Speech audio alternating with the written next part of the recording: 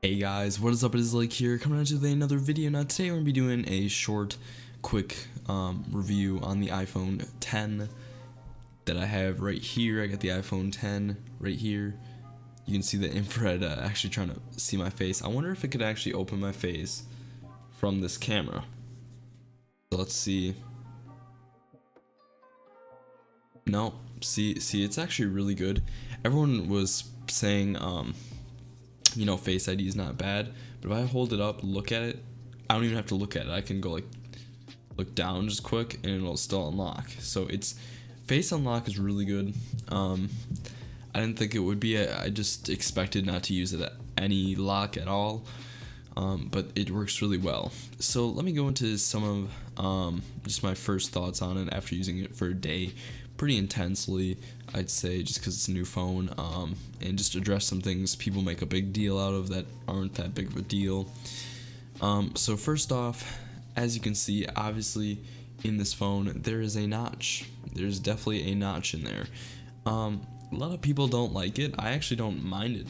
Heck, I kind of like it a little bit. It adds like a little character, kind of like the Essential phone had the dip. I don't know, I think it's okay. It doesn't bother me at all. In fact, I thought it was kind of cool when I first saw it a little bit, but I can see where people struggle. But the thing is, most videos that you're gonna run into don't even use the full screen anyway, I found, and there's bars anyway, so it doesn't really interrupt video viewing for at least me so far. Pretty much everything I viewed had the black bars, but even if it did, I don't see, you know, it's only a 2K display with HDR, so I don't see it being too much of an issue. But if it is, you know, if that's gonna really annoy you, you know, you have OCD or something, you don't like that, definitely don't go for this phone. Obviously that might annoy you enough where it's not worth it for you. But as you can see here, we just have I do really like the camera.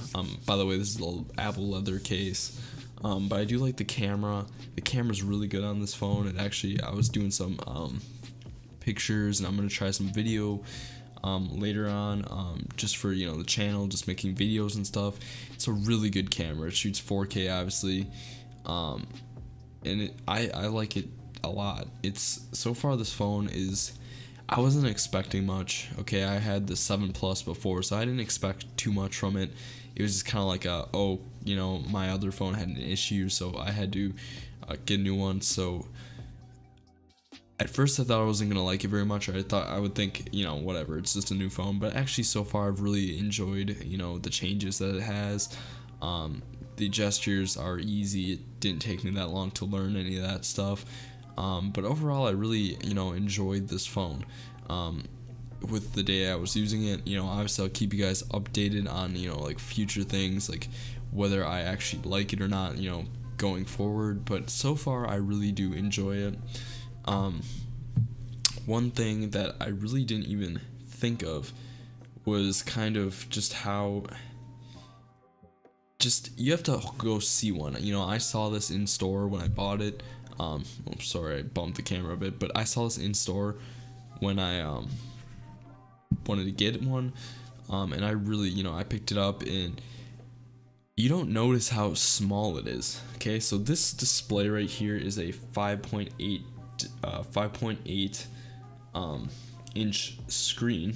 So that's 3.3 inches larger. So it is a bit larger than the iPhone 7 Plus, or the screen size is a bit larger. If you probably take away the notch, it's probably a little bigger or comparable. But it's got a bigger screen, and it's a little bit bigger than the regular iPhone 7. So one thing I never noticed, you know, with the 7 Plus and the 6S Plus, you know, I've had a Plus phone for a while, and you just get used to it. You know, it's a huge phone, but it doesn't feel huge after a while. It's just normal. But this phone is really amazing. I really like how it's smaller. You know, you don't even notice it until you actually use it. It's so much smaller. It's the size of, almost a little bit bigger than the iPhone 7 in terms of actual size, and it's really nice to have. That, it fits in my pockets better, it fits around better, it's just better in the hand. So that's one huge thing that I've actually really enjoyed, being able to like kind of move my finger around the screen without, like juggling it around. You got used to it. It wasn't an issue necessarily, but it's just something nice to have. So overall, my first day impressions on it are very high. I really do enjoy this phone. The iPhone 7 Plus, because I had the 6S Plus. 6S Plus was really great because that was the first plus size phone I had, and I went from a Galaxy S6 to that, so bit of a screen bump there. I really liked the iPhone 6S Plus, and then I got the 7 Plus. 7 Plus, was okay. It wasn't really much of a difference. It was more of a color change, and getting used to that different button and no headphone jack. And now I got this that has no home button, no headphone jack. It's pretty bare in terms of that stuff, but I found myself not even using the headphone jack anymore because most headphones are Bluetooth, that are, normal headphones. If you get audiophile headphones, they're definitely not going to be, but you just use the adapter. But one thing about that is it does draw a lot of power. Like, I've plugged these in without the mic. Obviously, I've taken the mic off, and I was just listening to music with these through. Just the iPhone in general, not this iPhone 10, but I'm sure it's the same on the iPhone 10.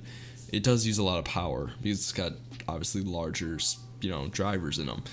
But I haven't even really run into any issues where I'm like, oh, I need the 3.5 jack. My car doesn't even have an aux cord, or a place to put an aux cord. So my car doesn't even have that. So it's not an issue for me. It just plugs in Lightning. It does the CarPlay. So there's very few times where I've needed that, and I think overall it's just a pretty good all-around phone, especially for a first generation phone. I waited a little bit. I didn't want to get it exactly at launch just in case there was some issues, but it looks like this one should be pretty good, and hopefully it lasts a while. So anyway, guys, thanks for watching. Please rate, comment, subscribe. I will see you next week, guys. Peace out.